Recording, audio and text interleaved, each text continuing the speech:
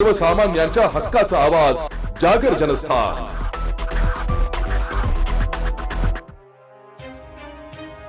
धुळे महानगरपालिकेची प्रशासकीय कार्यकाळातील शेवटची स्थायी समितीची सभा आयुक्तांच्या अध्यक्षतेखाली संपन्न झाली आहे। धुळे महानगरपालिकेच्या प्रशासकीय कार्यकाळ संपुष्टात आला असून उद्या महापौर पदाच्या निवडीनंतर महानगरपालिकेचा संपूर्ण कारभार महापौरांच्या हाती सोपवला जाणार आहे।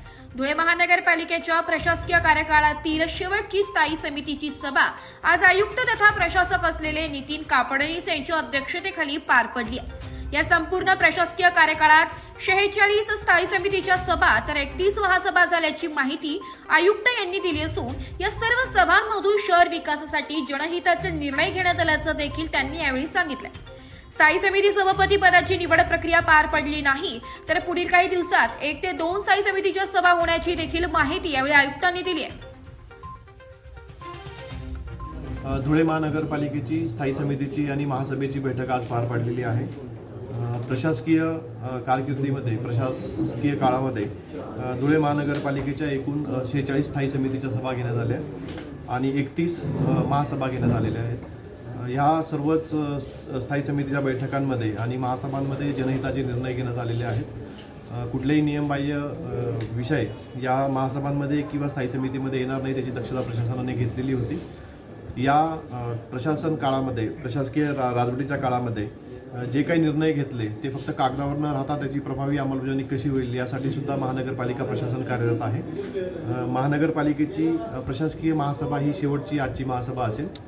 स्थायी समिती भविष्यात जर अत्यावश्यक कामं आले आणि स्थायी समिती अस्तित्वात नसेल तर किमान 1 किंवा 2 स्थायी समितीच्या बैठका घ्याव्या लागतील। पण अत्यावश्यक कामं जर नसतील तर प्रशासन स्थायी समितीच्या बैठका घेणं सुद्धा टाळणार आहे आणि येणाऱ्या स्थायी समितीसमोर हे विषय प्राधान्याने ठेवणार आहे। या प्रशासक काळामध्ये महानगरपालिकेचे अधिकारी कर्मचारी यांनी उत्कृष्ट काम केलेलं आहे आणि जे माजी नगरसेवक होते किंवा राजकीय व्यक्ती होत्या पदाधिकारी होते यांनी सुद्धा प्रशासन काळामध्ये चांगली मदत महानगरपालिका प्रशासनाला केली। या सगळ्यांचे मी आभार व्यक्त करतो। जनहिताची बरीचशी कामं करता आली, स्वच्छतेचे प्रश्न मार्गी लावता आले। स्वच्छता मोहीम आता अतिशय व्यापक प्रमाणात होणार आहे। काही मोठे निर्णय सुद्धा प्रशासक काळामध्ये घेता आले ज्याच्यामध्ये शहरामधल्या मुख्य व्हेजिटेबल मार्केट्स शॉपिंग कॉम्प्लेक्स यांचे बांधकाम असे विषय हाती घेण्यात आलेले होते।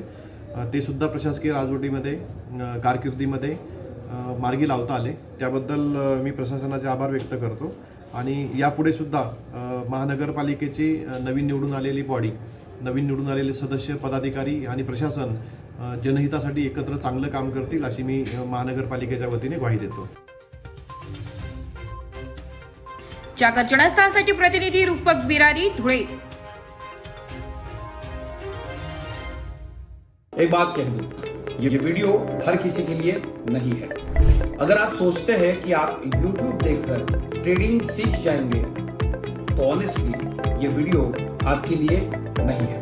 ट्रेडिंग सिर्फ एक बाय सेल का गेम नहीं है। यहाँ पर चाहिए डिसिप्लिन, रियल नॉलेज और पेशेंस।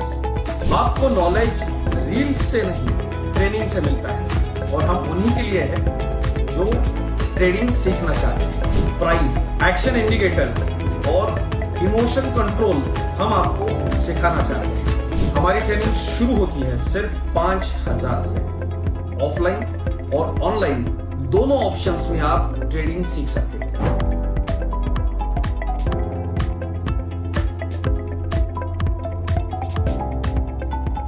अगर 5000 इन्वेस्ट करने में प्रॉब्लम है तो फिर ट्रेडिंग में करियर करने का आइडिया छोड़ दीजिए। अगर आप सीरियस हो, ट्रेडिंग के स्किल को बिल्ड करना है, साइड इनकम बनाना है, आपका फ्यूचर सिक्योर करना है तो स्टॉल मत करो। फॉर्म भरिए, ट्रेनिंग लीजिए और सही तरीके से ट्रेडिंग के अपने स्किल्स को बेटर कीजिए। और स्क्रॉल करने वालों का क्या है, वो तो शॉर्टकट ढूंढ ही लेंगे। मार्केट उनका भी ख्याल रख लेंगे।